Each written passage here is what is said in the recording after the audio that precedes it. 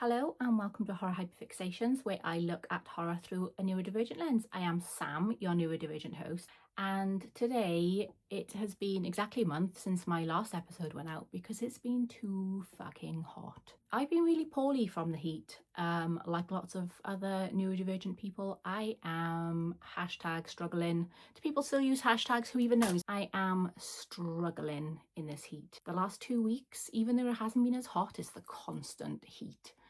And my brain is mush. I'm dizzy all the time, not managing to do anything. But I did manage to have a chat with the wonderful Garreth Gibson from Gibson Graphix. If you follow me a little while, you might recognise the name Garreth Gibson / Gibson Graphix from being the wonderful, wonderful artist who did the artwork for my podcast. I am so in love with the artwork he's created for me. It is absolutely beautiful. And as I speak to you, I am looking at some of Gareth's artwork on my wall in front of me. There's Gareth's artwork on t-shirts in my wardrobe just to my left. There is artwork all around my house and on some of my shelves. And I'm just a huge fan of Garreth and everything he does. We first met at a convention a couple of years ago. We've become pals since. And finding out Garreth is also neurodivergent is lovely. I think a lot of us creative people are. So we had a really, really lovely chat. We could have chatted for hours, but I had to go and do the school run. So it's a shorter episode than I would have liked, but I'm sure Garreth is grateful that it was a shorter episode than I would have liked to have done. But please enjoy the episode. Garreth is brilliant. It's really interesting hearing about his diagnosis and his creative process, and just about how he works with different brands all around the world is amazing. And the growth he's had over the years that I've known and followed him has been amazing. So I cannot wait to see the next lot of stuff that Garreth does. So enjoy the episode and I'll catch up with you again in a little bit. Hello, Garreth. How are you? I'm good. Thanks for having me. I'm so excited. Very glad to be on.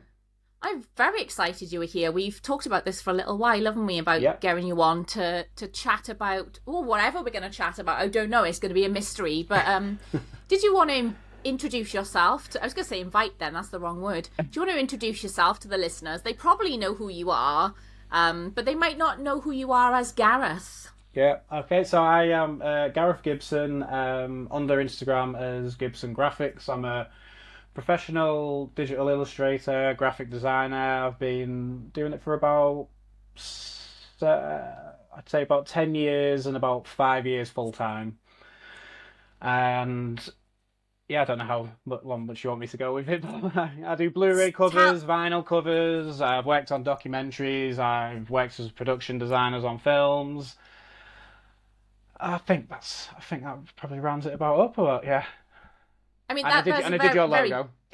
Oh, we were gonna get to that. Spoilers. Yeah. I mean, most people listening are gonna recognize your artwork, whether that is from seeing you at conventions, which is where I first found and met you, or whether they've got stuff on their walls like I have, or on their shelves, or just from listening to the podcast, because like you said, you did my logo and you did a beautiful job.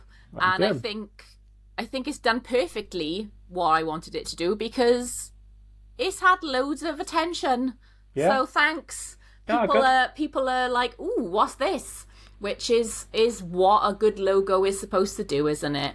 So thanks for that. Yeah, no, it was fun. It's not like a traditional logo where, kind of very minimal, like vectory type. So I kind of had a feeling you wouldn't really, you wouldn't have wanted something like that anyway. So I thought it was going to be something fun, and it was.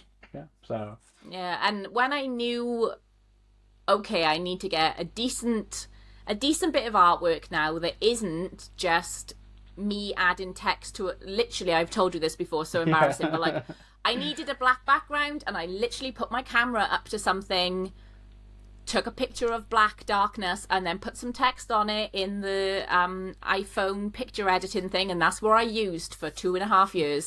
So I was like, now is the time to have some proper artwork. So I knew when I was going to get some proper artwork, had to be you. Because you absolutely nailed what I wanted, and you were able to understand my garbled nonsense, and you went, is this what you want? And I was like, yes, it is. Perfect. It was. I think it was a better brief than you think it was. I've had some very confusing briefs of like when people want something and it's very confusing. But I got what you were after right away. And you sent like colors as well. Like no one ever usually does that. Like you actually said, that's sometimes a starting point from a design anyway. Mm-hmm. So so it was a good brief.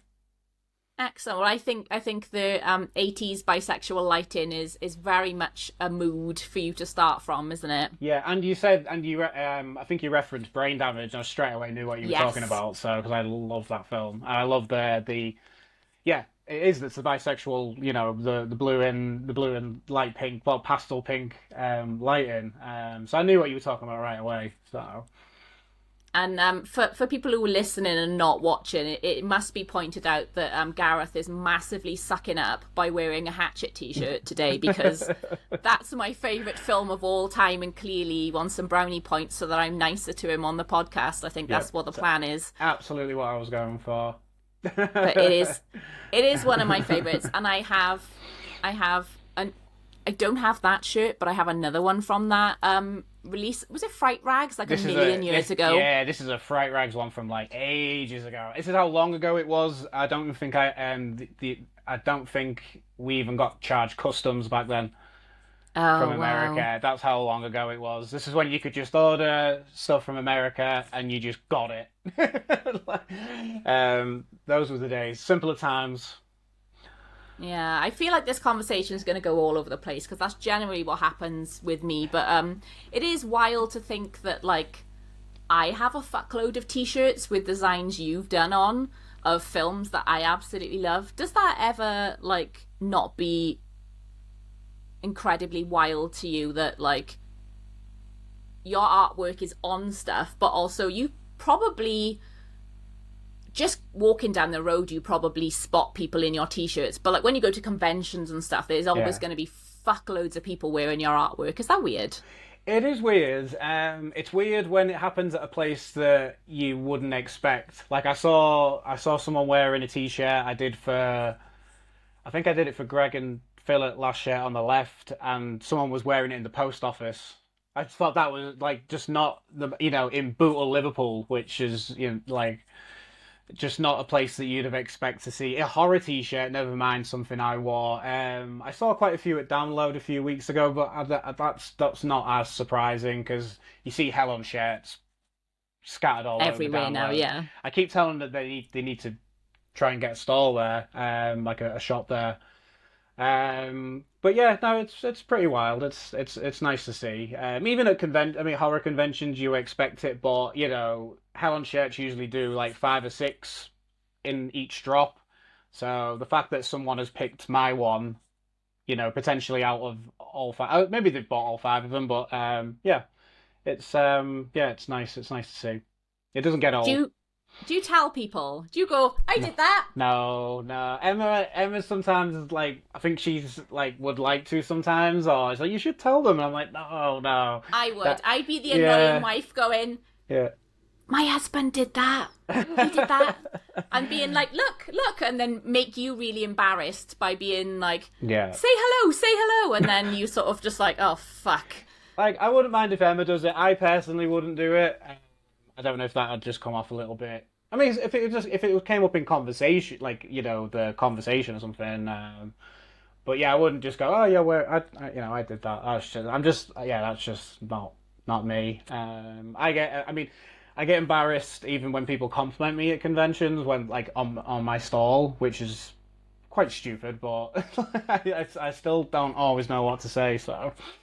Yeah, I mean, I was going to be very mean to you when I got the Halloween 3 skateboard deck and make you sign it, but I didn't in the end, because I thought he might die of embarrassment, and as funny as that would be for me and for Em, it might not be that funny for you, so I didn't. But I would have done it. A couple of people asked. I did it for a couple of people, yeah.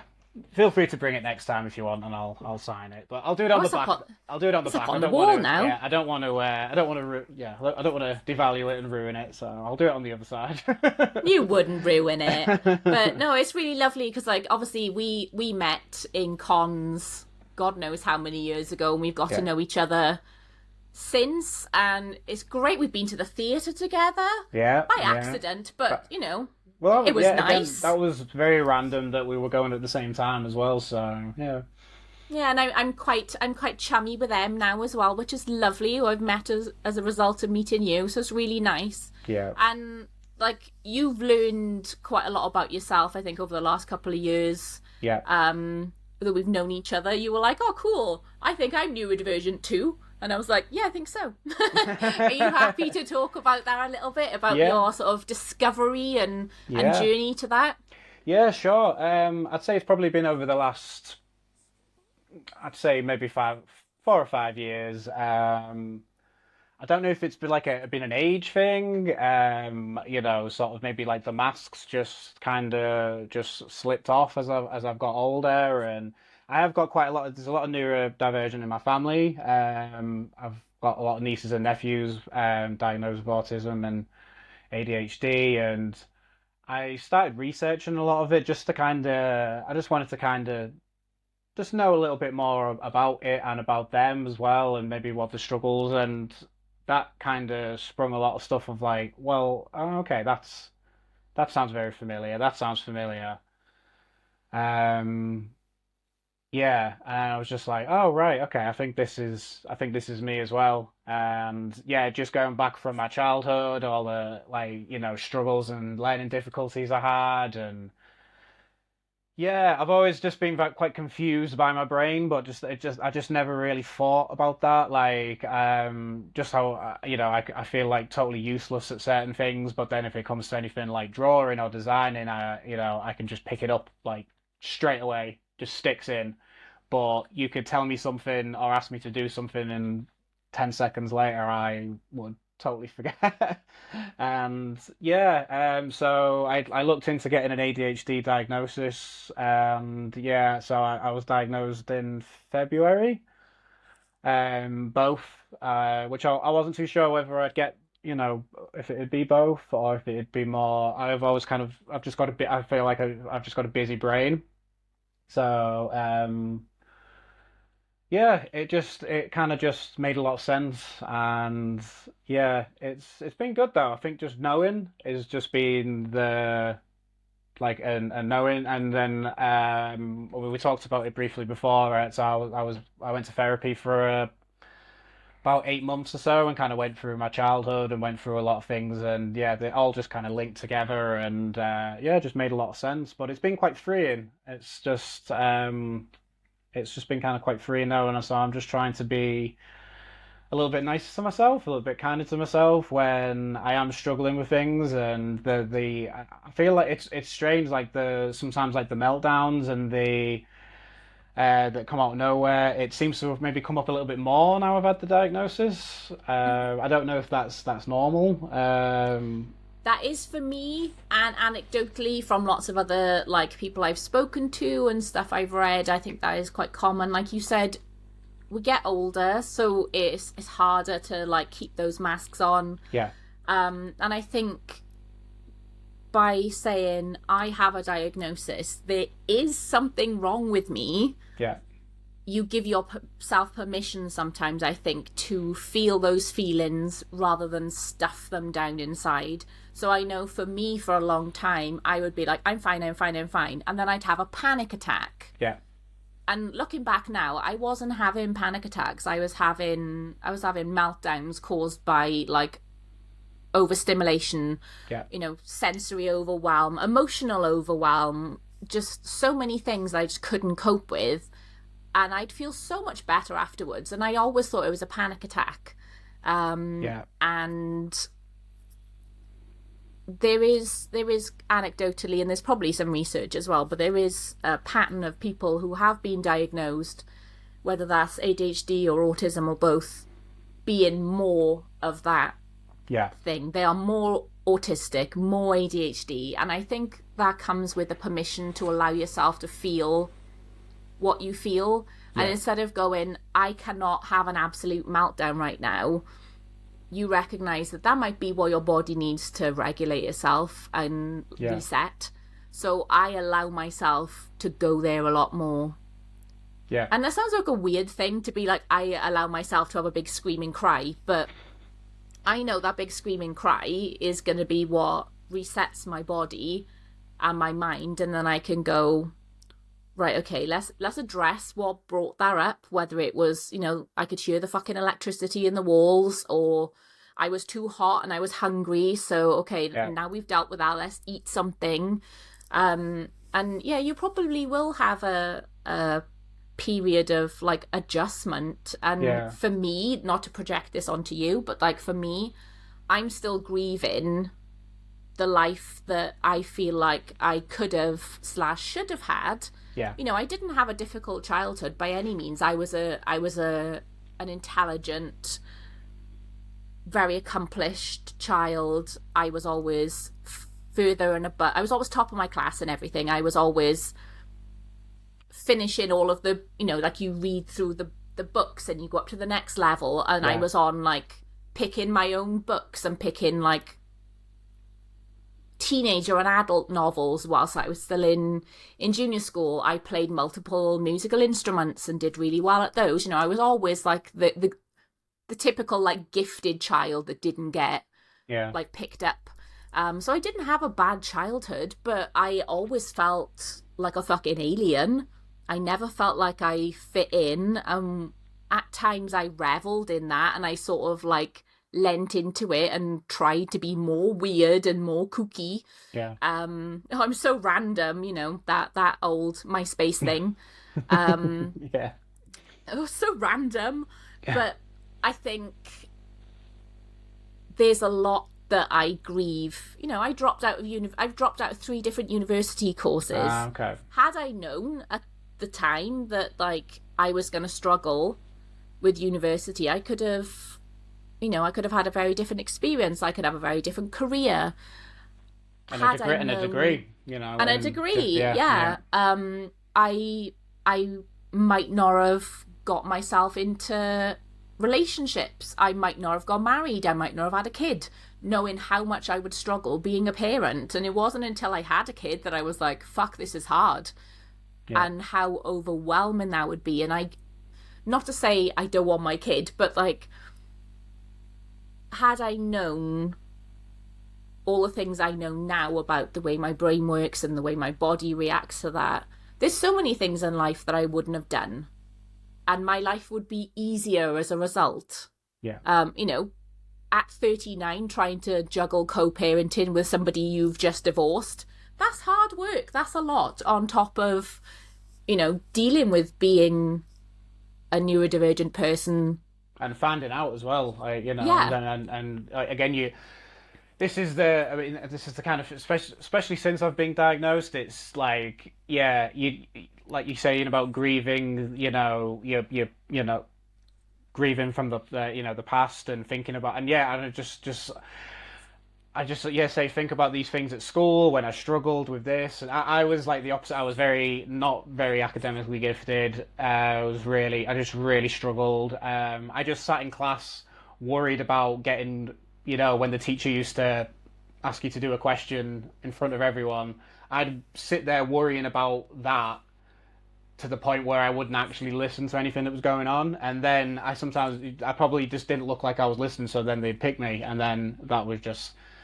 And not to say that I would have... I'm annoyed that no one spotted it when I was a kid, because I think in the 90s that just wasn't maybe as... I just don't think ADHD and autism was talked about as much. Mm-hmm. But it does bother me, like, that I used to get pretty much called out in front of classmates, getting called lazy, telling I'm not trying, which used to hurt quite a lot, because I was like, I'm fucking trying. I'm probably trying too hard.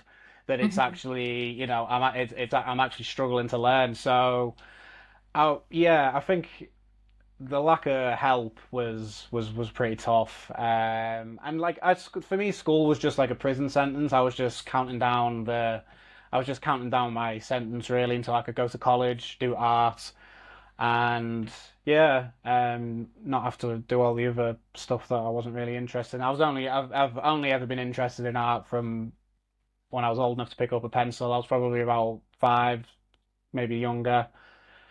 And yeah, that's just pretty much just all I wanted to do. But I always kind of really confused myself. I always found it confusing that I was just so bad at everything, but then with this one thing, I could just pick up straight away. I could read books about art, and they would just sink in straight. Everything would I just pick it up straight away. And yeah, I always found that really confusing. So yeah. It kind of makes sense. It makes sense now. I think that's that's what's kind of highlighted. Yeah. Yeah, I get a sense of frustration when I look back, and like you said, like with all the confusion of like, why doesn't this make sense? Why doesn't everyone else struggle with this? Why, all these things, and it is really difficult. And like talking about therapy, I've just had my therapy session, so I already cried at Garreth before we started recording. So if I do start crying, it's because I'm a bit vulnerable. But one thing I've said to nearly everybody I know who've had their diagnosis, like recently, if you can afford or access therapy, go to it. And I've even fed it back to the ADHD like assessment team in our area. Like, I know you are struggling, I know you haven't got much funding and you haven't got the staff, but if you can get some kind of therapy built into this process, because it's a fucking huge thing to be told for me at 36. Oh, by the way, you're autistic. I'm like, what the fuck? Like, by that point I knew. Yeah. But that's still a huge fucking thing. And like we've just been talking about the grief, but also the like what now of life. I'm still 3 years later, I think it's around now actually, I had my diagnosis like 3 years ago. Yeah. I'm still processing what that means for me and my future and what that meant for me in my past. And I'm, that's one of the things I was talking about in therapy today, is like, there's probably a lot. I saw something a few days ago about people who get diagnosed with either ADHD or autism later in life. Yeah. There's probably a lot of trauma there of the things that we've just living every day, like going through school and being like, why aren't you paying attention? Why aren't you listening? Yeah. And feeling shit. And you internalize that for such a long time. Yeah. And I have levels of trauma about all sorts of different things, and just like a low level, I think, from the way I've lived my life, and just always felt, I've had wonderful friends and family, don't get me wrong, but I've always felt like everything I've done is wrong. And I know part of that is my perception of things, but also because I haven't done as well as I should, or you didn't stick at that, or you didn't do this, that internalizes a lot. And I've released a lot of that over time. But I said to my therapist today, I was like, I'm scared of digging too deep. We're talking about, I use the metaphor of like, when you go in your jewellery box, you obviously know this problem, Gareth. I know you have a lot of jewellery. You always look like Mr. T with all your necklaces. But when you go in your jewellery box and all the necklaces are tangled up and you've got to like pick at them to untangle them. And I said, I'm scared of what that untangled mess could look like. I said, I don't know what's in the middle of that ball of necklaces. And my therapist was like, you might have some absolutely beautiful pieces of jewelry in there to like go with the metaphor. You might have diamonds in there, you might have riches and treasures in there, but yes, you might have something really horrible in there. And you don't realize you shut that away because your brain has protected itself in that little ball of necklaces. So like there's a lot I'm scared of right now, like going through therapy, because I'm like, what will I uncover?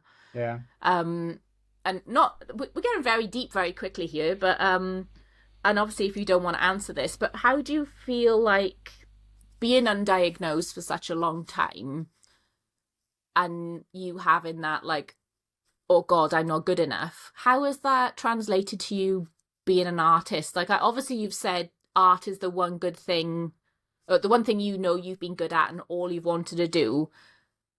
I know a lot of neurodivergent people suffer with imposter syndrome. I'm a huge like person for having imposter syndrome. Yeah. Do you think being undiagnosed for such a long time affected your not your career, but just your ability? Do you think you would have done it earlier if you'd known? That's a very good question. Ye- I don't know if like if it's ever held me back. Um, That's good. I would say yeah. I mean, for a little while, I there was a chunk, I'd say probably in the 2010s, kind of late 2000s, where I just worked and you know, you just sort of lived for the weekend, and so art kind of did take a little bit of the went on the back burner, and it did take a little while to get that confidence back to, you know, get out there and do stuff. I don't know if I'd say it's held me back, but yeah, things like imposter syndrome and like we discussed that, like, you know, people giving me complimenting my artwork. I just don't know what to say. I just want to crawl in a hole and hide. Hmm. Even when someone's just being nice, it's such a silly thing. But and that's kind of what you obviously do art. You want people to enjoy it. But it's different when, you know, you see a comment on an Instagram post. But when someone's, you know, telling you to your face, I just kind of, oh, thank you, and I just kind of yeah. Hide. Yeah. So it's and yeah, I think the imposter syndrome was definitely there for a little bit, like because when I started wanting to get out there doing horror t-shirts and horror merch and stuff, there wasn't as many people doing it as there is now. You know, you had Sam Hain, you had Tom Hodge. There were, you know, he was doing more Blu-rays and stuff, but yeah, it wasn't. There wasn't as many people, so that yeah, to me, I was like, I'm not good enough to you know, sort of join the ranks of these people. But you know, so I just sort of slowly sort of chipped away at it and kind of went down that route. But it just that's just it's just kind of always just been a little bit of a, you do one t-shirt, someone sees it, they ask you, you know, and it's just always been a, and by the time you know it, 5 years have passed and you've designed, you know, 100 of them. So, but yeah, there probably was some imposter syndrome of I don't know if I'm good enough to do this, but I'm gonna give it a go anyway. So yeah, I mean, that's where I am right now with, you know, various creative endeavors.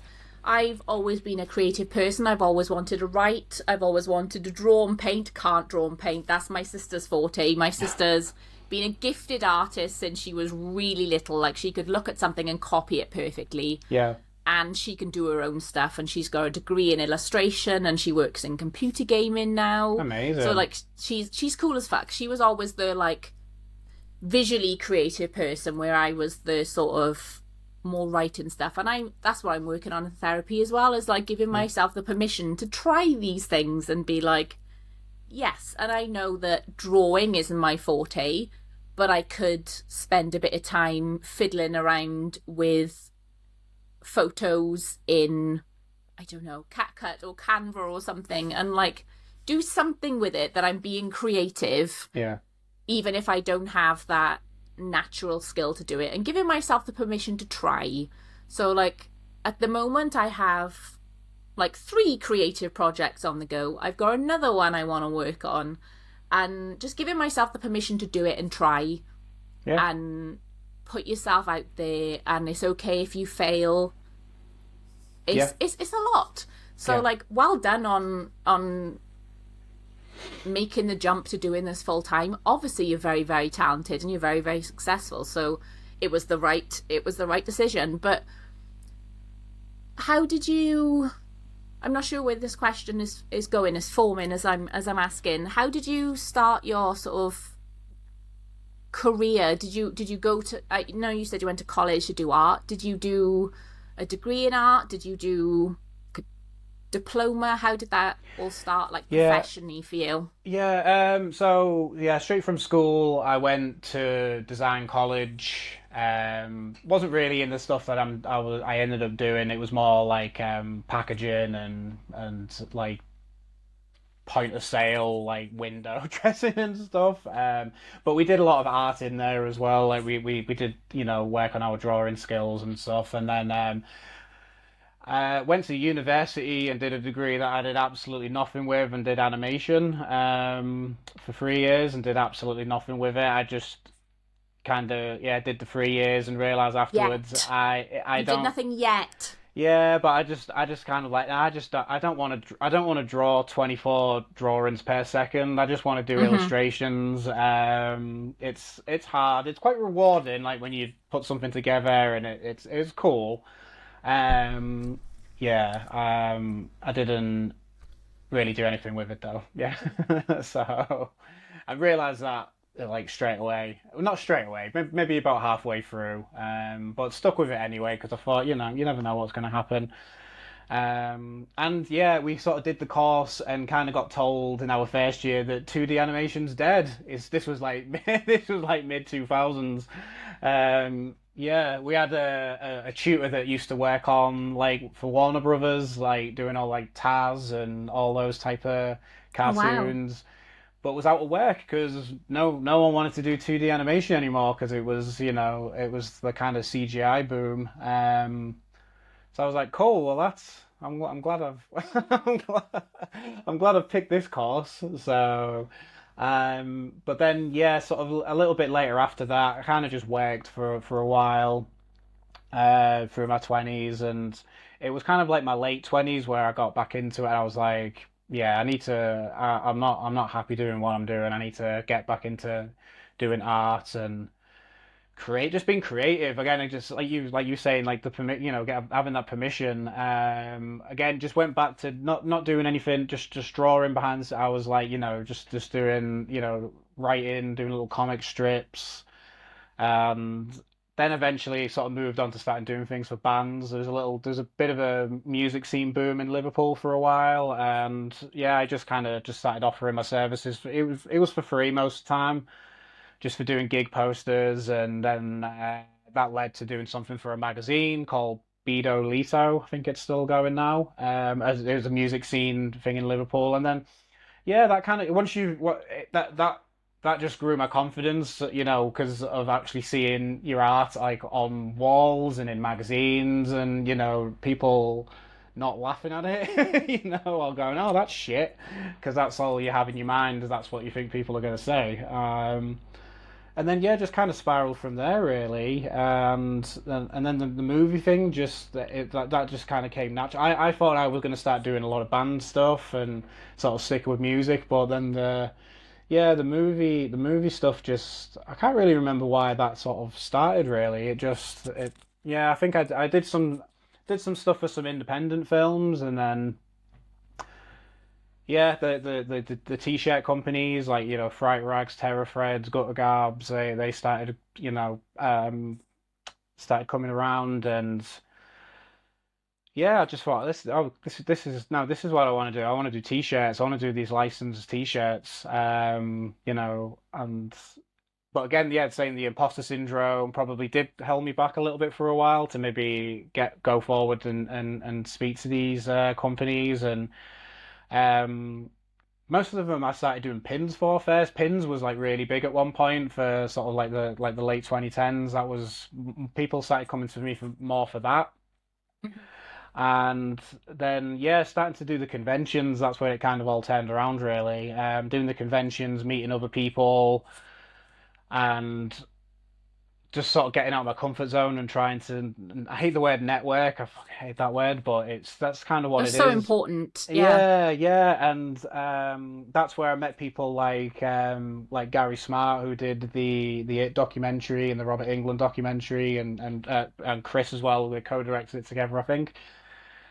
Just seeing them at a convention, I just went over and just said like, if you ever need any art for any of your documentaries, let me know. And then I met Greg and Phil from last year on the left, got really pally with them. They kind of got me into that kind of, into the scene, into the community. Everyone was already friends. I was just kind of this new person on my stall on my own, just like, Please buy and my paintings. yeah, yeah, and yeah, so that kind of got my, and then yeah, ended up doing my first T-shirt with them for the Necromantic 2, and and it was licensed as well, so that was that film's always got I've always got a place in my heart for that film now because And then yeah, it just sort of spiraled from there. I did some stuff with gutter garbs, did some stuff with Terra threads, and then yeah, Hell on Shirts, which I'm still doing stuff for today. And yeah, very grateful for Rob and Jess, like working them. I just randomly messaged them on the way to work one day.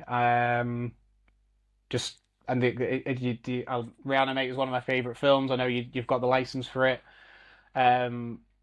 Would you want a design for it? Rob said, replied literally in minutes, said, yeah, cool. And about a week later, we had the first design, and I've probably done about 20, 25 for them maybe since. Oh, and just to skip as well, I was working full-time as a graphic designer for about 8 years as well, before I actually then took the leap to go. And I was doing a lot of this stuff on the side, things like Hell on Shirts, Blu-ray covers, and things like that. I was doing that on the side, and then eventually, moved on to doing it full time about 4 years ago. Yeah, well done. I mean, it's amazing that like those first ones you got were such recognizable, maybe not to the average household, but to a horror loving household, like picking up like gutter garbs and fright rags and stuff is a huge deal. Yeah. And that must have given you that confidence then to be like, oh shit, yeah, I must be good at this if like these big companies are picking me up. Yeah. And like you said about spotting things in the wild, it's not quite in the wild, but a story I love, and I may have told this story to Jess when Jess was on, about wearing one of my, I've got two of your Reanimated designs. I think you've done two for them, haven't you? I've done two. Yeah, I think I've got both of them, and I was wearing one to the doctors, and my doctor went, "Oh, Reanimator, fantastic film!" And I was like, I was like flapping like fucking Kermit the Frog. I was so excited. Yeah. And I was like, "Oh my god!" And I was obviously there to talk about a medical problem, but all I wanted to talk about was how much I loved Reanimator with my doctor, and he was just like, yeah, I used to love it when I was younger, haven't watched it in a while, blah, blah, blah. Right, let's talk about your health problem. But one of my favourite things ever, and I'll have to show this to you because it's fucking great, is I had to pull my medical notes to send off somewhere. And I was just reading through them out of curiosity. And that appointment, in the notes, it says, Samantha was delighted that I recognised her Reanimator t-shirt or something like that. And I'll have to show it to you because that is on my medical records for the rest of my life, that I was delighted that my doctor recognised a Reanimator t-shirt. But that's just one of my favourite things that's ever happened ever. That's amazing. One that I got really excited about in the appointment, but then two, it's in my medical history that I was really excited. And I think I was in there like, I'm really depressed, I want to die, everything's terrible, but I was delighted that that he recognised my Reanimator t-shirt, and I was just like, yep, that's pretty much my life. Miserable all the fucking time, but if someone recognises something and likes the same film as me, yes, we will talk about horror now. We're best friends now, let's talk about horror. And they're like, no, we're not, you need to go, you've got 5 minutes, please leave. But I should have worn, I'm a fake fan, I should have worn one of my many Gibson Graphix t-shirts, but I'm not. I'm wearing a Martyrs t-shirt because I looked for the biggest t-shirt I could find today so that I was baggy and cool. And Martyrs is a great film though, so. Oh, it is. It's one of the best films ever, but I should have worn a Gibson Graphix one. Oh, it's okay. Terrible fake fan. So I know it's really hard to like pick favourite designs and stuff because obviously you've done so many, but do you have a favourite design that like when you've seen it on a t-shirt you've gone, fuck yeah, that is the coolest thing I've ever done? I really struggle like seeing my older designs, even if it's like a year old, because I'd like to think I'm improving and developing my skills. From the outside, as someone who's not clever at art, I can see that. Like, I put your Hereditary print up the other day, and that's one of your earlier ones, I think, Very isn't it? early, yeah.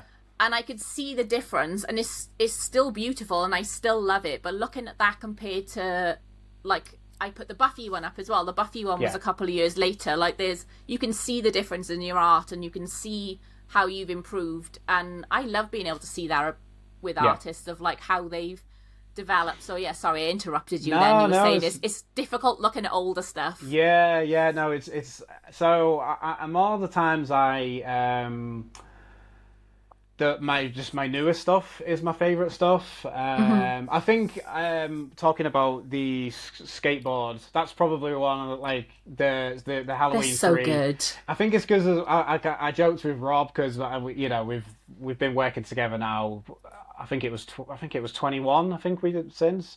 But I was like, I've finally been promoted to the skate deck, and yeah, that one's really cool. I've still got it. Like I have got one. I just need to hang it up in my office.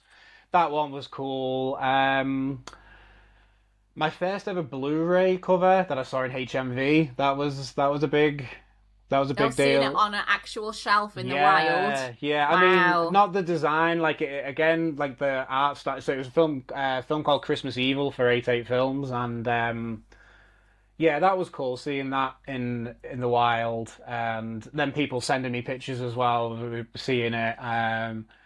But yeah, I guess the first time I've ever seen something on something new, like when I first saw the Necromantic 2 on a T-shirt. And yeah, those are usually the cool, like that's very cool to see. I've got a few art books here that some of my art's featured in as well. The Ghostbusters one, which I think you can see there. Yeah, I can. Yeah. Yeah, that was like the first one. So that was a big moment as well. Seeing that in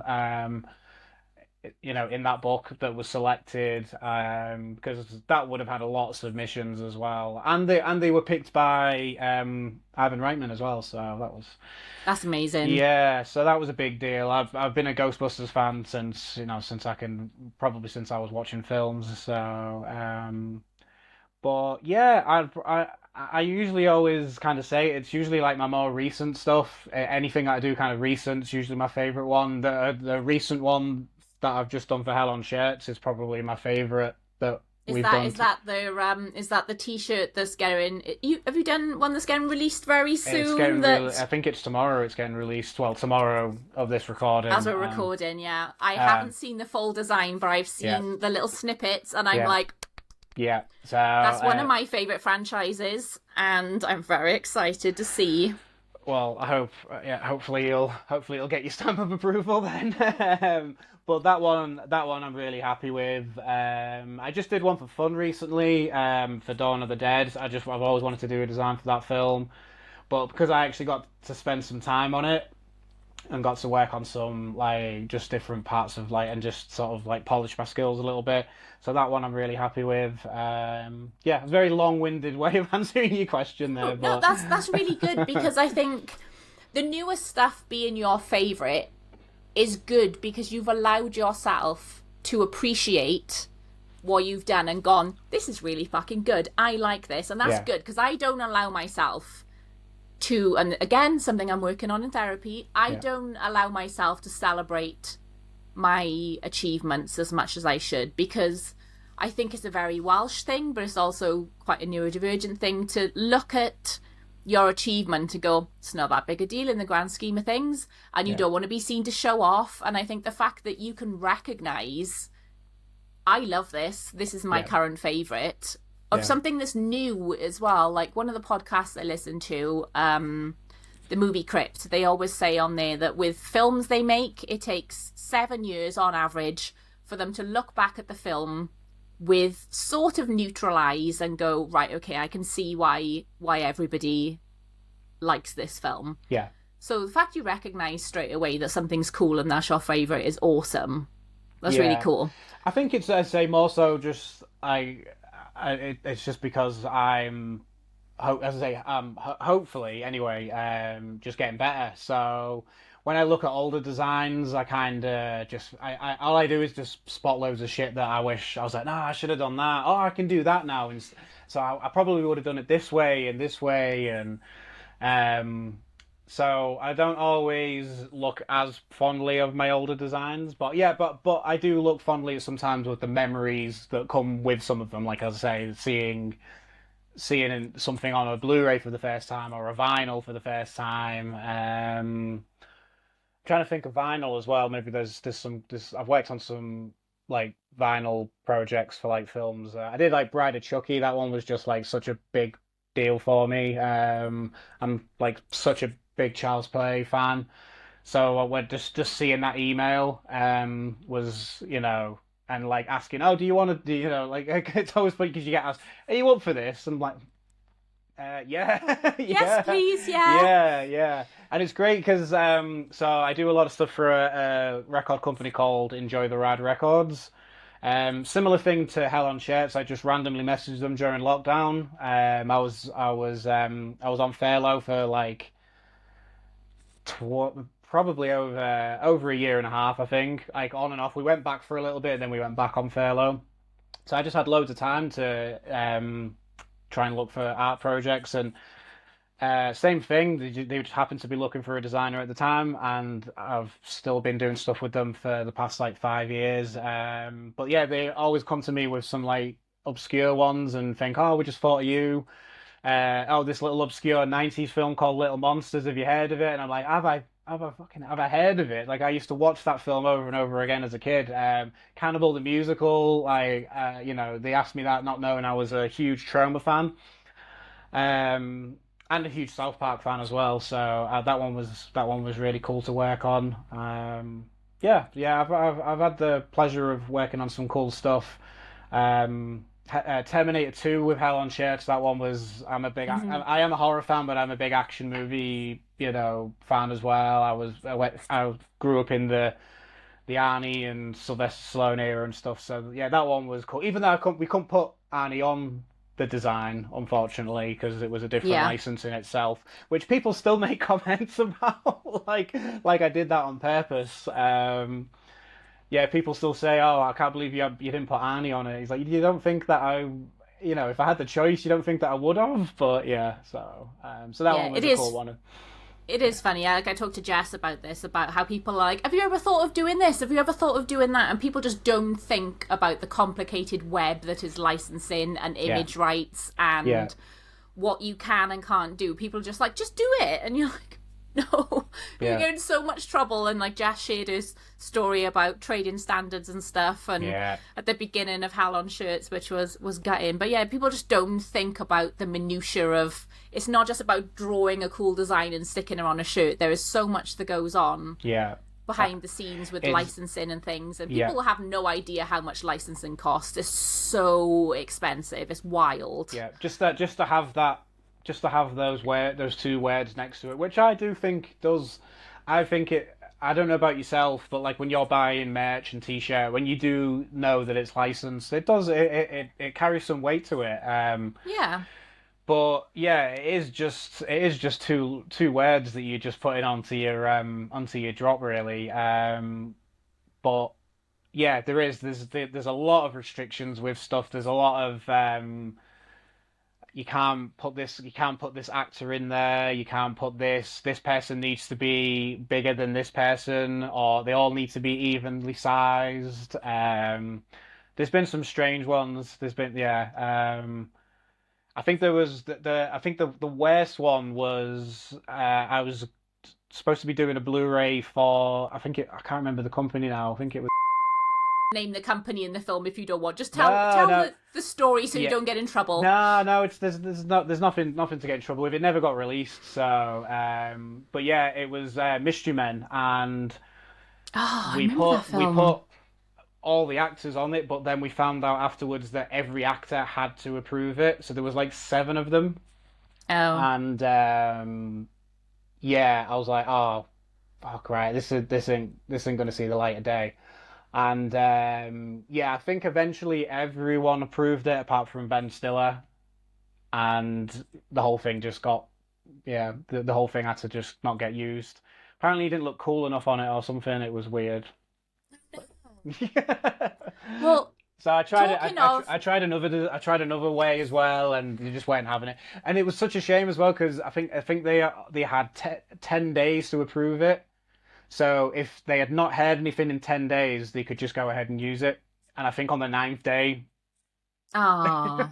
Yeah, so But at least um, you've got something cool. You're like, Ben Stiller said no to something I drew. yeah, That's quite cool. at the time I was a bit like I was a bit annoyed, but yeah, Yeah, no, I because can understand. yeah, but Especially when you're drawing someone's likeness. yeah. And if they don't approve that must be a bit of a sting. Yeah, yeah. I don't really know how you're supposed to make him look cool in it as well, because he's not a cool character. You should have just like Yeah, put the bowling ball over his face or something and just been like, yeah, that's Ben Stiller. yeah, Beanie's over there. yeah. It was a shame, but yeah, yeah. To go back to the licensing, yeah, there's a lot of back and forth. Um, things like so I know I think with like Evil Dead, I know Bruce Campbell or Bruce Campbell's estate or his agent are very particular of his face like looking I like mean, it. it's So beautiful. It needs to be yeah, perfect. you've got to get that chin. You know, you know, it's got to be all you know, all in proportion and stuff. So I remember, But you've done some Evil Dead stuff though, haven't you? Yeah, didn't you do it yeah, for Helen Shirts? I did, yeah. So Yeah. I remember doing that one, but knowing that I can't remember if I found that out from someone else beforehand. So I was like, yeah, I really need to like, yeah, I really need to make sure his face looks spot on. I'm pretty confident with my likeness skills, but Mhm. yeah, I probably I took a little bit of extra time with that one to yeah make Because sure. it's not just Brucey you got to improve. It's all the fans as well. It'll be like, oh, Yeah, because you got to, of all the people, you've got to make sure that Bruce looks perfect because he's a god. That is a beautiful man.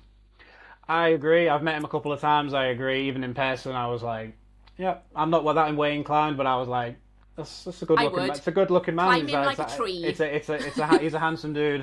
He's a cool dude. I mean, just cool as Oh, well. he's so cool. He's Yeah, so cool. he's so I've never cool. met him, but I would love to. I Yeah. probably won't now with him being poorly. He'll probably pull back from cons and stuff. But Yeah. I know lots of people who have met him and Yeah. said he's lovely. So that'll do for me knowing that he's a nice guy. Yeah, he takes the piss out of you as well, like, but really funny in a funny way. Like he just has it for everyone. It's just, yeah, it's very funny. Yeah, he's probably one of my favorite guests I've met at a con. And like the Q&As as well. They're just like stand up, stand up shows. Just so funny. He's just very quick witted, and yeah, I feel like he would have been. I know he's written some books, but I feel like he would have probably written some really good comedy films as well if he hasn't already. Yeah. But, I'm sure he's probably part wrote them, but yeah, such a quick just like snappy dude with his comedy. But yeah, the Evil Dead one got approved, so obviously someone thought that he looked like he did. So. Well done. Yeah. Well, talking about people saying, "Why haven't you done this? Why haven't you done that?" Where's my brain damage design? Yeah, Where is it? It's common. It's common. That's the whole. I need a big A1 poster of Aylmer on my wall, please. Yeah, the whole Hen and Lotte back catalogue. I've done some Frankenhooker designs before. I've done some basket case designs, but I want to do I want to do all films but brand new. And maybe kind of uniform them a little bit or something, so they can all kind of go as one thing. But yeah, I want to do the basket case sequels. It's just finding time, man. Like it's just yeah, I've got For the Love of Horror coming up, and I'm trying to do some new prints for that. But it's hard to try and find time to do it when you're doing client work as well. I mean, that's a nice problem to have. It is a nice problem to have, definitely. Sometimes it is hard to do because you're doing your hobby as your job. So sometimes it does take a bit of mental, it does take up a lot of your mental capacity doing it as a job. So then when you kind of want to do it as a hobby, sat on the couch and yeah, it's I've been trying to get a little bit better. Right? I've tried to find some more time this year to do some stuff, but yeah, the basket case. I've got a massive list of just films that I really want to tackle. Every time I watch a film, I'm watching it, I'm enjoying it, but then I'm designing the poster for it in my head as well, which does get a bit overstimulating sometimes. But yeah, it's just that's just the way my brain's wired. That's my excuse for my house being messy because I clean places in the day for money, and when I get home, I don't want to clean my house. No, you don't want to do that. I don't want to do that. It's the same. It's exactly the same thing, but mine's a bit more noticeable than yours. If you don't want to do fun art projects, you can notice I haven't hoovered in a while. I just get lots of people asking me, "Where's this design? Where's this design? Where's my brain damage design?" So that's what I do get. need it. Yeah. If I see something with brain damage, it is so underrepresented in merch and artwork and stuff. Yeah. I've got one from Alley Cat Designs. I've got that. I was just about to say I've got that one as beautiful. well. Yeah. And I've got one that Becky from the Happy Horror Shop did. Okay. And I've got a little statue that Andy Cope we've got the painted. Bigger, we've got the bigger one. Yeah. Yeah, but that's all I've got. I don't ever see brain damage stuff anymore. I've got a brain damage tattoo now. I've got Aylmer tattooed. I don't know if have I shown you that? I don't think so. No. I'll have to see. It's on the back of my leg, so I'll have to see if I can get a picture. But my last tattoo appointment, I've got an Aylmer who's about like yay big on my leg, and I've got Belial coming out of his little basket going amazing. Which is. And he's just below my bum as well, so it looks like his little grabby hands are going to grab my bum, which I think is hilarious. That's amazing. Yeah, but... I just love I love anything Frank Henenlotter.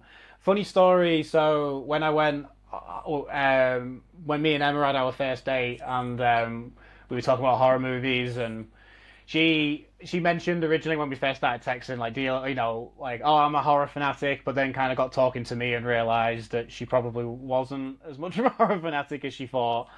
But yeah, when we went on a date, we were just talking about not normal horror movies, and the ones that usually come up in conversation. And she mentioned, she went, oh, when we was in uni, we used to watch this film called Bad Biology. Have you ever seen it? And I was like... And you were like, I'm going to marry this woman. Yeah. And I was like, and I was thinking, the Frank Henenlotter? Like, she didn't know it was done by Frank Henenlotter, but I was like, fuck, that's a really deep... I mean, even some of the most seasoned horror fans probably have not seen that. I still haven't seen Bad Biology, because it doesn't pop up anywhere for me to, like... I don't see it on shelves, I don't see it on streaming. Yeah. And I forget to make a conscious effort to track it down. I think you would love it, but I would. It's one of the weird. I don't know if you know the plot to it and stuff, but it's one of the. I don't. I want to sort of go in as blind as I can, just knowing Henenlotter did this is going to be great. Yeah. But I know it's mental, and I think there's some problematic stuff in it because a lot of people are like, we don't talk about Bad Biology, so I'm like, oh, okay. I can't really remember if there's anything problematic, because you do watch films now and you. Especially things from and you're just like, oh, that wouldn't fly today. I can't remember with that. Probably with some of his earlier films, but it's just weird. Even for Frank Henenlotter, it's a fucking weird film. I think Severin released it on 4K or Blu-ray. If you can get a hold of that, it's really good. But yeah, I was just really impressed because like. She'd not seen Reanimator, but she'd seen Bad Biology, and I was like, "That's a really deep cut." And then, I think like a year or so, we were together. She bought me on DVD, but it was signed by Frank Henenlotter as well. I think it was made for my birthday. So that's a cool little thing I've got in my glass cabinet. So then when the Blu-ray came out, we was like, we've got to watch this, because I remember the DVD that came out in the 2000s, like, it looks like absolute dog shit. Like it looks like someone's recorded it from a VHS on on a phone from a telly, like a flip phone. So it looks really bad. So watching it in this remastered was just like watching a brand new film again, and it was even weirder. So but yeah, definitely check it out if you can, because it's really good. Yeah, I will do. I think that's always a good test. Like, okay, it didn't work out, we got divorced, but like when I first met my ex, we used to talk about horror, and he used to tell me he used to go to Fright Fest, and he used to like telling me that he used to like go to the pub with Adam Green, and I'd be like, fuck you, I want to go to the pub with Adam Green. But he moved in after 2 weeks, as quite often happens with neurodivergent obsession. All in. But brought all his DVDs with him, and among the DVDs was a copy of Irreversible, and I went, I'm going to marry this man, and I did, and then I divorced him. But he had a copy of Irreversible in amongst his DVDs, and I was like, not only has this man seen this film, he has chosen to spend money and buy it. Yeah. This is my kind of person. And I think I say people like us, I'm assuming for people like us, that kind of like, it's not a deep cut, but like that knowledge of film to the level that we love film. Yeah. Like, just someone being like, oh, I don't know if you know this film. You're like, do I know this fucking film? Yes, I do. Like, and it's always amazing when anyone like references something as obscure, I guess, as bad biology, and you're like, yeah, this is the person I need to be around. Yeah, it definitely. I mean, it was a first date that went well anyway. Like, we just got on straight away. But that was like a big thing that obviously really jumped out. It was just so random. It's just like, you of all the films to mention as well. But yeah, funnily enough, I did actually know what that one was. But yeah, Irreversible. It's one of my favourites, and I always feel really bad when I tell people it's one of my favourite films, but it is one of the films that I hyperfixated on really early in my like horror, not to quote the podcast, but like horror hyperfixations. And that's why it was one of the earliest episodes I did on the podcast, because I was obsessed. And like you said about going back and looking at old work, I try not to go back and look at old episodes because they're probably really fucking painful, even more than they are now.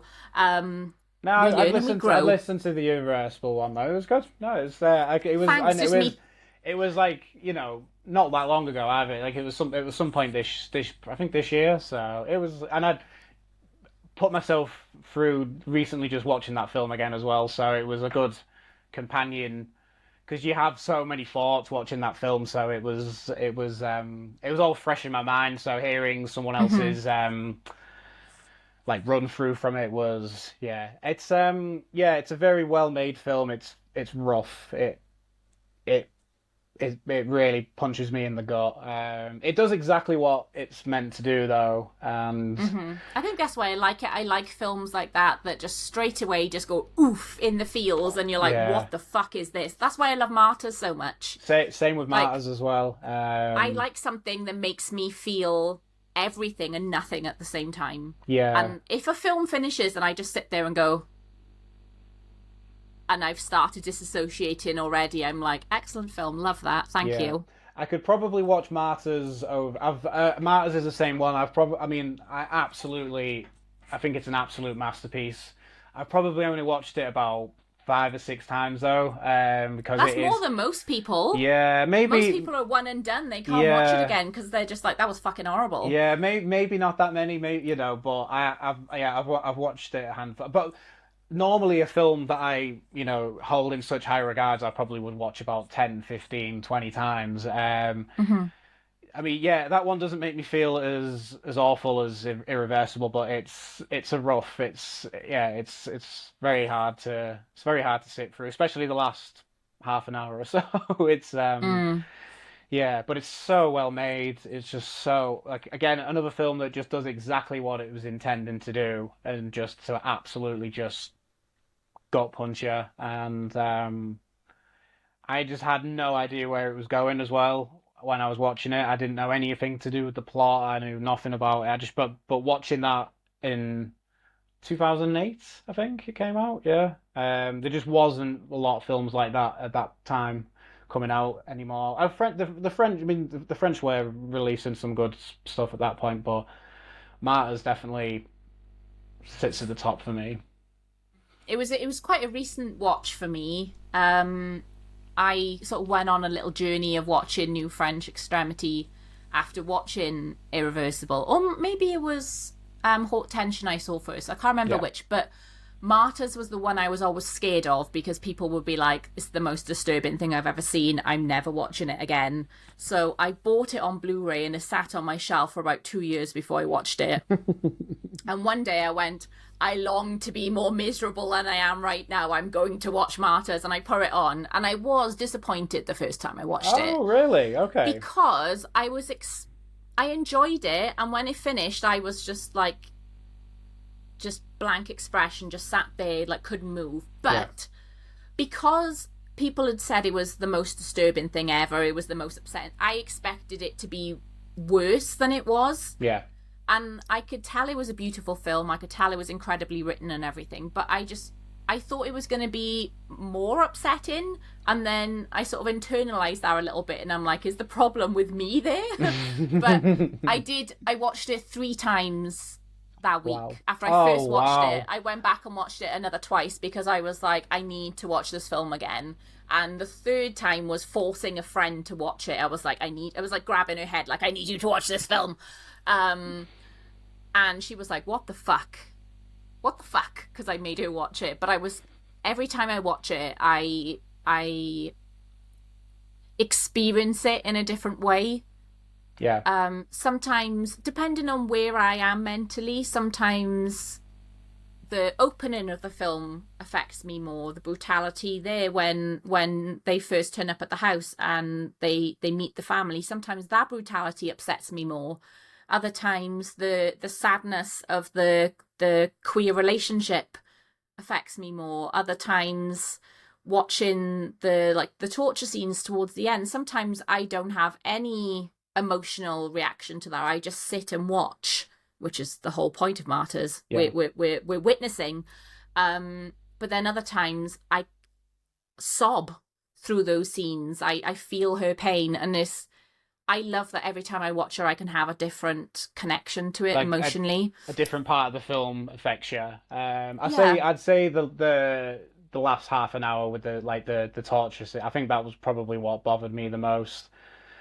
There's a very few films make me wince, but there's some scenes with the the flaying. It's a film of it's definitely a film of 3 parts, isn't it? And the first part, there's some gore and score scenes in that film that really make me wince. And so I was like, when I watched that, I was like, fair play. That doesn't happen very often. You get a little bit desensitized to some of them films, but the French always just the French films have always just had that way of really freaks. Really just like the way they show violence and gore just really gets under my skin. Same with Inside and Hugh Tension or Switchblade Romance. That's just it is just a slasher movie, but the way some of the kills are done in it is just, I just remember smiling like an absolute psycho because I'm thinking of the pushing the dresser across the stairs. Yeah, it's so good. It's just, I love it. It's just so well done. And then in the 2000s as well, was kind of not the best decade for horror. So when stuff like that kind of really took you back and surprised you, I just clutched onto it straight away. So I'm trying to think of any others as well. There's another couple. I'm sure Second Sight have released all these. Frontiers is a pretty good. That one was pretty French one. Yeah, that one was really grimy. I remember, very brutal. So. But the French tend to, they do have a lot of films that do bother me. Irreversible always just. I think I've probably watched it maybe 3 times. Again, that's way more than most people do. Yeah, but in a very very far apart. Like you say, sometimes you want to watch films again just to see how is it going to affect you the same. And I mean, Irreversible, obviously, there's the one scene, that's always the one that's going to affect you. But there is a lot of other really fucked up things in that film. And just the leading up to, you knowing what you just sort of watch it thinking, oh, if only they would have just gone that way and that way, this might, and it's just, there's like a butterfly effect thing. And Have you watched the straight cut where it starts the other way round? No, but I've heard... Yeah, I've heard some people have watched it, but said it doesn't really have the same gravitas to it, it's the same impact. It did for me. I think it's Indicator released a Blu-ray with both versions on, and I think in the same day I watched the normal cut and then I watched the straight cut. Yeah. And the normal cut is very powerful, because obviously you start with the violence, then you get to that section where you're like, okay, this is what the catalyst for the violence was. Yeah. And then you get that really beautiful, serene ending, which is the beginning. Yeah. And that's for me, that's very affecting to see how beautiful everything was at the beginning and where it ended up. But it's quite powerful seeing that as well, going, okay, this is the situation, this is very lovely, everyone's happy, everything's nice, there's a bit of tension going on, but pretty much everything's good. But then you see it escalate then to the infamous scene, and then you see all the stuff at the club, and then obviously it's very brutal then at the ending. So you, with the straight, I get too deep thinking about this. With a straight cut, you build yourself up to that violence, and it feels very justified when you get there. You understand. You're like, we've watched this horrible thing happen to her, and then as you're watching them enact that revenge and violence, you're like, this is fucking justified, like this is brilliant. But when you get that in the normal cut and you get that straight away, you're like, where's this come from? And it's a very different experience, and I think it's worth watching if you appreciate Irreversible and you can get through that scene. Which for me, I always, whenever I talk about it, I make sure that anyone who doesn't want to revisit it or hasn't watched it because of that scene knows that Monica Bellucci directed that scene. She and she was looked after. Me, that makes it easier to watch, knowing that she was in full control of that entire film. Had a man been there just being like, no, act more helpless, no, do this, do that, I don't think I'd be able to watch it. But knowing that she was in full control of that, and that doesn't mean, oh, you have to watch it. If you don't watch it, you're not a real horror fan, you're a pussy, whatever. Like, if people don't want to watch it, absolutely, I understand why it's very difficult to watch. But for me, it makes it more comfortable knowing that she had full control of that situation. I heard about that. I've seen some documentary or like a YouTube video or something about it, and I was it must have been rough to shoot as well. But it's just it's one of the, like, I don't think you could ever get used to watch, like, how many times you watch that film. It does what the director intended. You just want to jump through the screen and help, but you just gotta, you can't. And the fact that you see someone, it's horrible, just walk away, and then, I mean, I guess this is one thing where maybe the normal cut has some effect, because you see him, stood in the crowd. I think, is that right? Is the, like, when with the when the person's getting killed and you think it's him, he's actually just watching, isn't he? Yes. Which really, like, I remember realizing that, like, maybe like the second time I watched it, and I was like, like, that's just so fucked up that, like, they got the wrong person.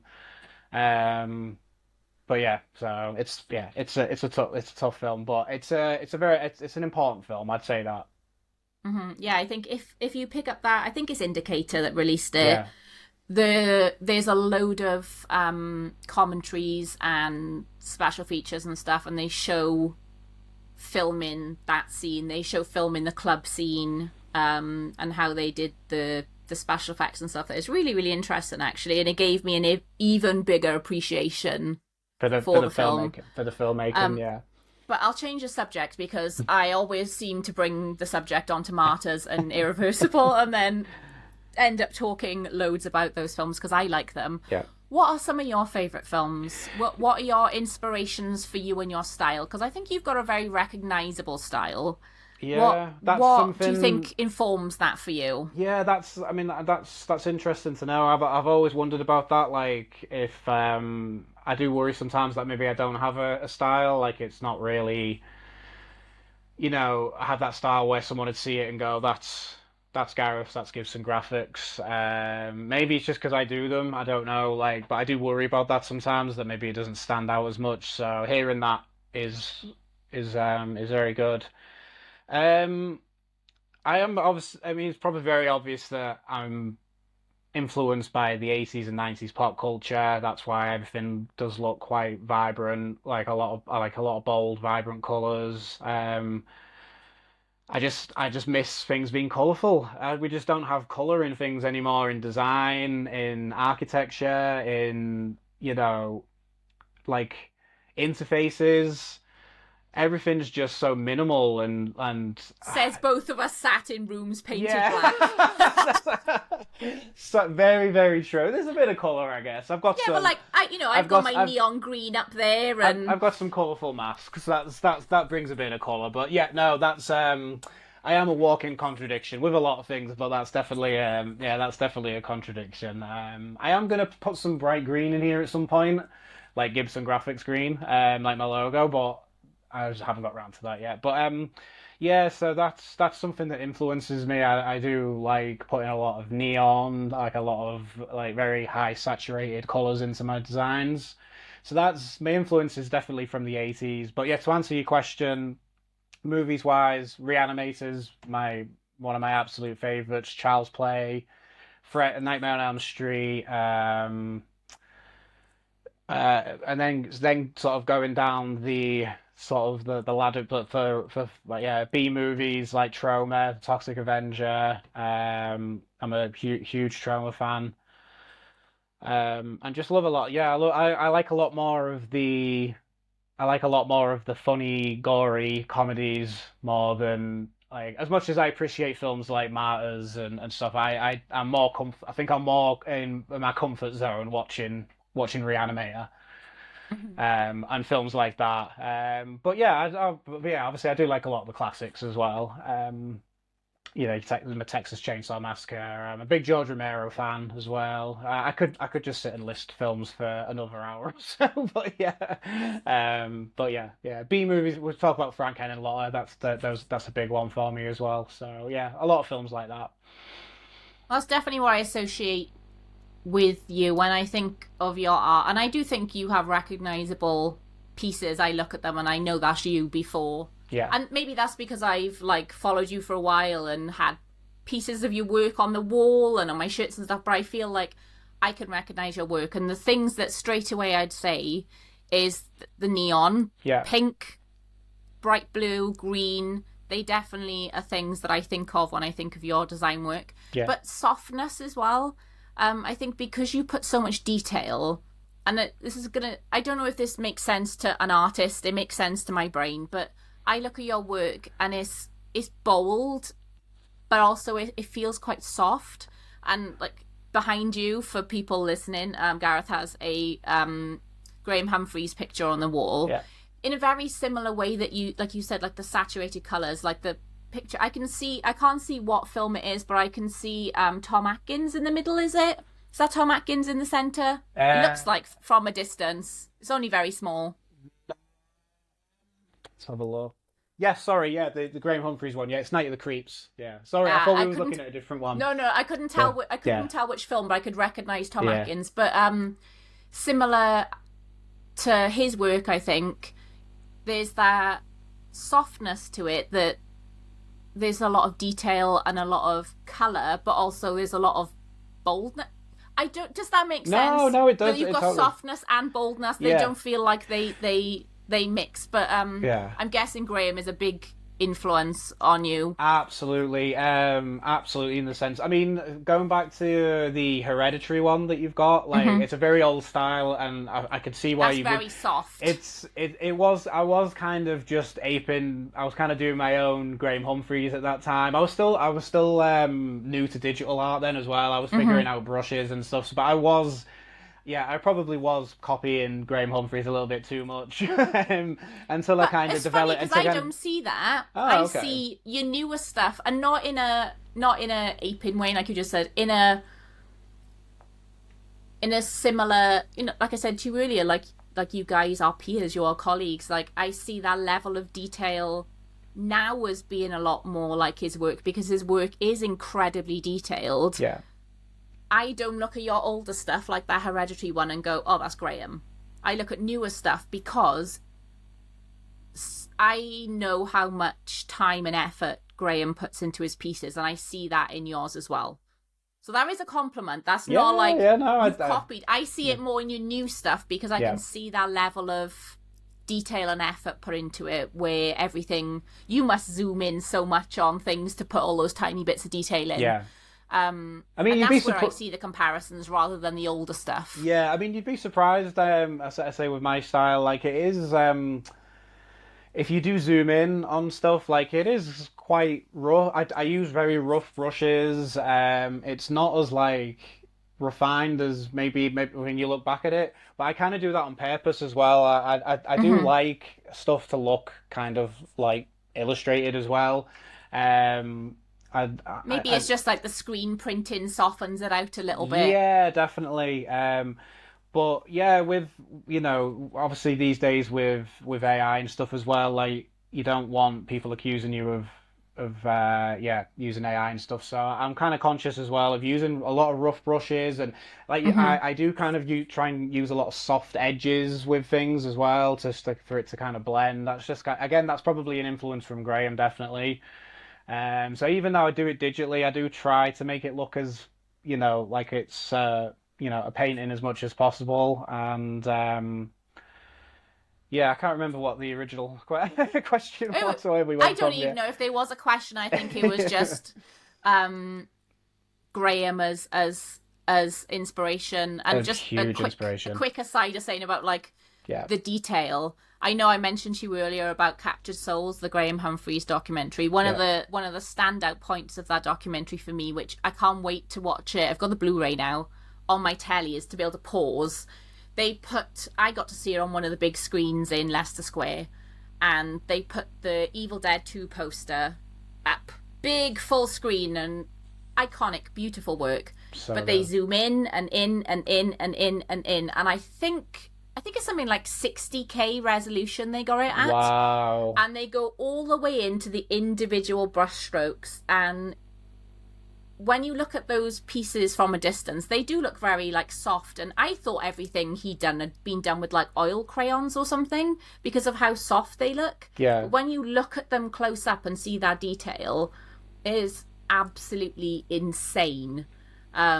So yeah, it's cool to know that like you work in the similar process as well, that there's a lot of detail there that actually when you look at from a distance we can see that's a very good likeness, but you've, like you said, you've got all those rough brushes and things. It's interesting to learn the process, and this is something I said to Jess on the Hell on Shirts episode, and I'm not sure if it made it into the edit, but I would love to see more of your process of how you do things. And Jess said about you doing a video, I think it was, for maybe one of the reanimated pieces of how you did it all together. And when I post for it, yeah, and I think that's really interesting. And I think we'll probably see that more, like you said, with AI. I was trying not to get onto AI because I would go off on a fucking rant about it. But I think with AI, we're seeing artists more like proving that they don't use AI and that they're doing things. And I think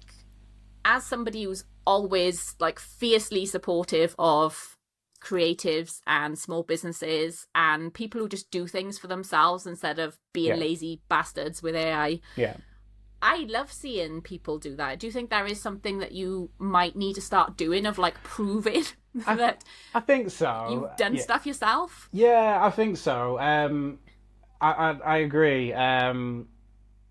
That's just of me, of like I probably should post those when I do them, but it's just I look insane on some of them as well. Like I did the My Bloody Valentine, that one that I did for That's Rob gorgeous. and Jess.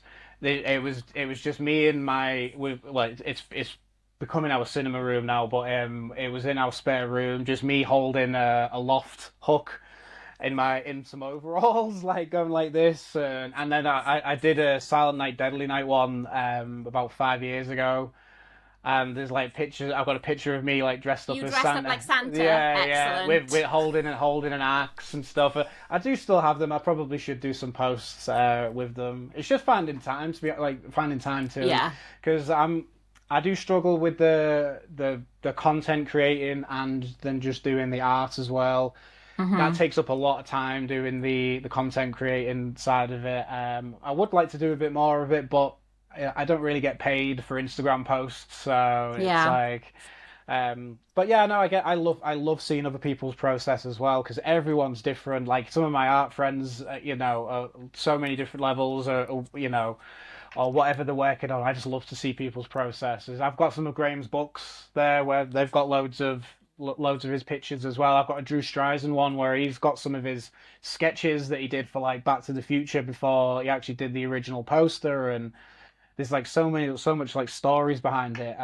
But yeah, I think I remember sending the Reanimator one to Rob and Jess. It's just like me and my in a white shirt hold, because I do have quite a few Reanimator like syringes, like props. I think it was from one of the DVD releases from like 2008 or something. I'm just like holding that, holding like a pillow, which ended up being the cat. It's just yeah.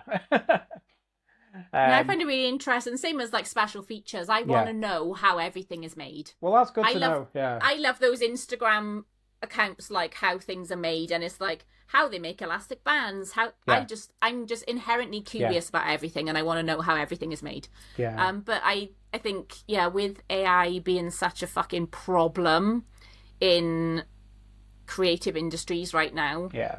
It is a big thing, and like you said, it's not just I did some art, here is my art. It is, please buy my art, please look at my art, please tell people about my art, please book me. It's all the other stuff, and people with small businesses and creators are expected now to be a social media manager for themselves as well, and you've got to promote yourself, and it's a big thing to cover all that stuff. So no pressure. Just saying, like, it would be super cool to see that stuff and see even like time lapses of your drawings and things, just seeing that thing, because more than ever I want to shout about the people who actually are clever like you and actually take the time to sit and draw or write a script or record a podcast, whatever creative endeavor they're doing, and not using AI for. Like, I had an email today, clearly pulled a load of information off my Instagram, wrote a little AI thing, and it was like, hey Sam, you clearly love physical media and special features. Talk about your passion for horror and I was just like, no, delete straight away. Not going to reply to it. Loads of dashes in it. That's usually a sign. No. Yeah, but what I hate as a writer, I use a lot of dashes, and I saw a thing that was like key things that like highlight when something's been written by AI. I can't do words. And it was dashes. I fucking love a dash. Brackets. Fucking love brackets. And I put things in threes. I really like putting things in threes. So I guarantee that the post that I do when this episode goes out will be like, I talked to Garreth about brain damage and something and something. Everything's got to be in threes. I really like it. Okay. But apparently that's something that flags up AI. So now I'm conscious. I haven't been writing as much as one I'd like to, and two I used to. And I think part of that as well is like, when I do actually write something, I don't want to get flagged up of being like, well, AI wrote that because of the way I naturally write. Yeah. So that's another thing to have imposter syndrome about and worry about. But AI is a twat. I hate it. Yeah. It's sort of sign of the times, I think, with AI. Like, it's the AI thing is probably something that should have just been a tool, but it's not become a tool. It's become the thing that people use. Like, it might have been something that people use to get some ideas or, you know what I mean, or, inspiration for something, but it's not. It's turned straight away into people making art and selling it and like, pawning it off as their own, which is so weird because you can tell straight away when it's AI. I think the worst thing is this like design trend now that's kind of, you can just tell, like, a lot of the thumbnails are used with it, and it just looks kind of quite ugly, man. Like, it's just... Yeah, I see on Instagram, I'm an absolute cunt. If someone follows me on Instagram, and I can see they've blatantly got an AI... it's teeny tiny on your screen, but you can see that's an AI logo that's an AI image. I don't follow them back. I don't even look at their profile to see who they are. I don't care. They could have a million bajillion followers, and me interacting with them could be a writing opportunity in the future. No, I ain't fucking following you because you've got an AI image as your... Because I'm a petty twat. Yeah. And I hate that when I put the artwork you did for me out, I felt like I had to say, this is not AI, because so many people who have social media accounts or podcasts or anything that have artwork just chuck it into AI. And I felt like I had to like defend myself as well, so that people wouldn't think that I just chucked it into AI. Yeah, and you shouldn't have to, though. You shouldn't really have to do that, should you? No. But it's... my stance on AI, it's just... unfortunately, I don't think it's going anywhere. No. You probably won't see me post much about it, because I kind of feel like it's just giving it too much attention, if that makes sense. I like sort of seeing... If we ignore it, it'll go away. Yeah, treat it like like a fucking cut on your lip or something. If you ignore it, it'll just go away. I don't think it will, though. But that's the only thing. I feel like the only thing is I feel like I'm seeing a lot of artists and posting more anti-AI stuff, I feel like, than actually doing art, and I think that's kind of quite a sad sign of the times as well. I just get all I get on my feed now. It's just people I don't follow doing posts about anti-AI stuff, and yeah, I feel like I'm seeing more of that than the actual AI art as well. But it's good that it's getting called out, and clearly people don't like it.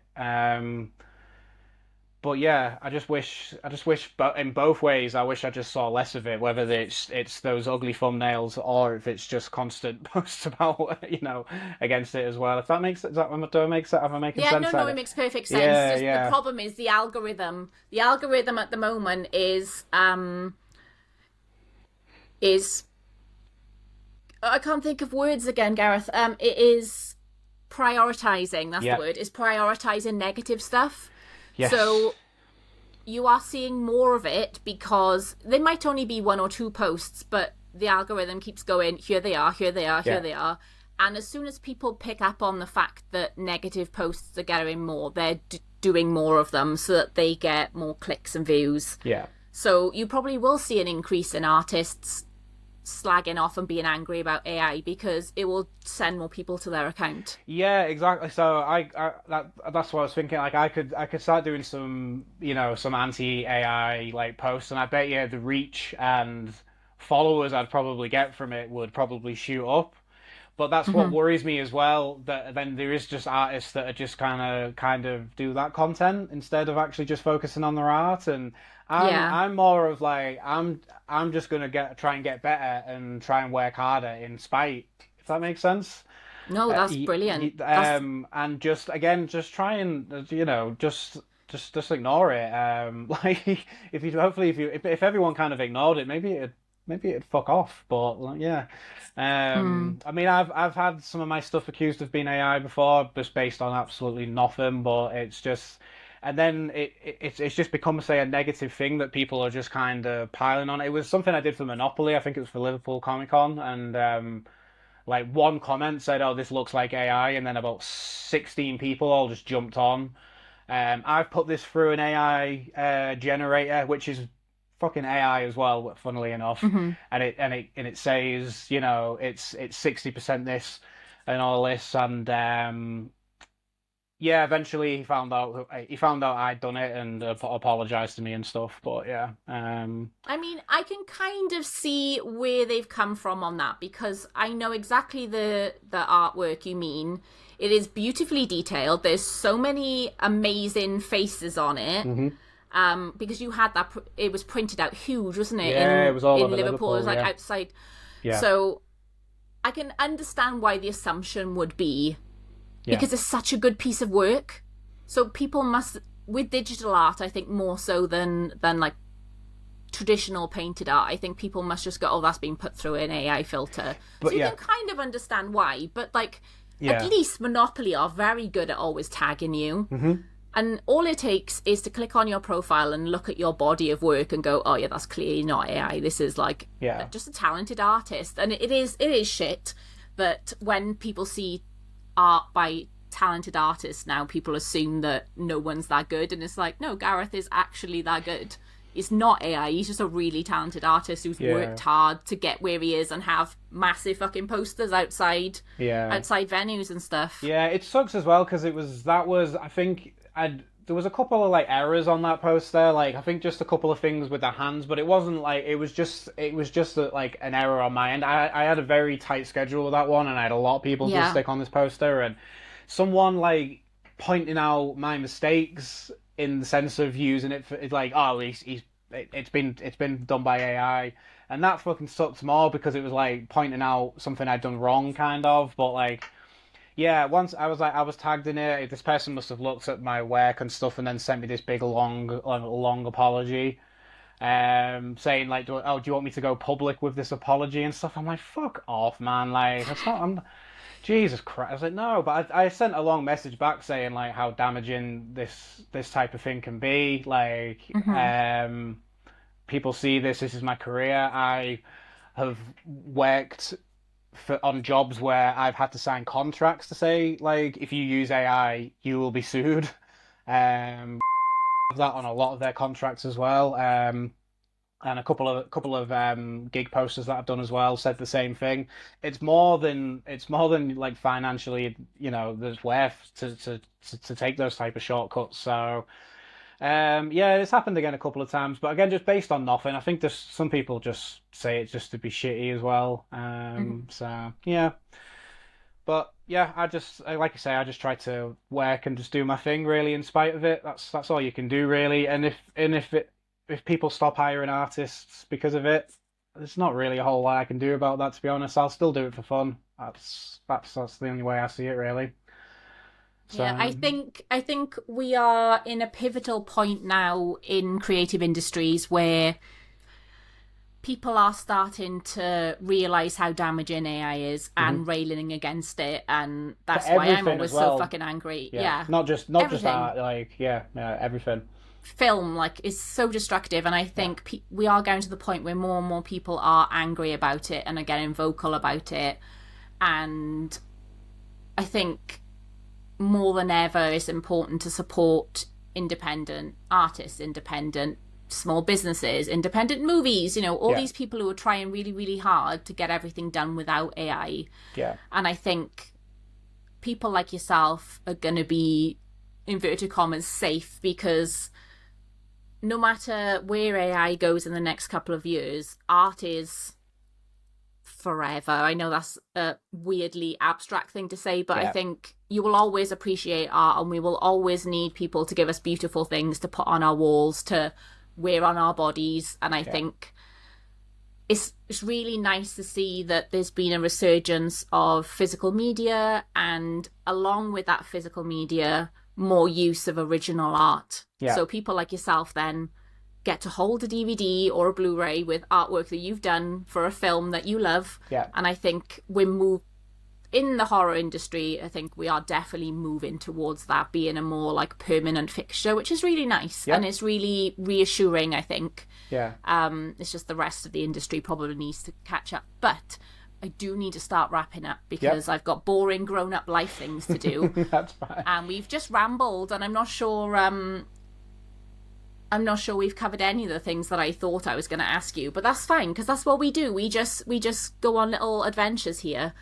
Is there anything that you want to mention that you haven't mentioned, or anything? I know by the time this goes out, we'll know about the special secret new T-shirt. But is there anything you want to let us know that you're working on or got coming up soon? There's a lot of stuff I'd love to let you know, but there's small things that I can't really NDAs and things. Ooh, not secrets. even NDAs, but it's just it's better. I wouldn't talk about them, and in fears that sometimes you do have to sign NDAs for things, but can't really think of anything. There's this, God, there's probably stuff that I did last year that still haven't even seen the light of day yet. It's sometimes it's one of those things. some things like get released and you get tagged in it on Instagram and you're like, oh yeah, I did that like a year. I forgot about that like a year and a half ago. So yeah, I'm doing for the Love of Horror in November. So if you're there, anyone come say hi and buy some prints. Embarrassing by telling him how good his work is. Yeah, I will just look at my feet when you do that, but I do appreciate it. I probably don't look like I appreciate it, but I actually do. You do. But I think that's it. Where can people find you if they want to come check out your work, if they want to commission you to do something? So you can find me on Instagram, just Gibson Graphix, but it's graphics with an X. I think the other one was taken originally. That's why I did that abbreviation. And you can see my portfolio on gibsongraphix.com. Those are the two that I'm only really that active on, and yeah, I do some conventions every now and then, but yeah, for the Love of Horror being the main one. I do a couple in Liverpool as well. This is a cool little horror club community that's here, and they do some like markets and stuff. So yeah, I think that's it. And yeah, if anyone wants to commission me, usually Instagram, and I've usually got a link to my email on there as well. So that's how people usually get in touch with me.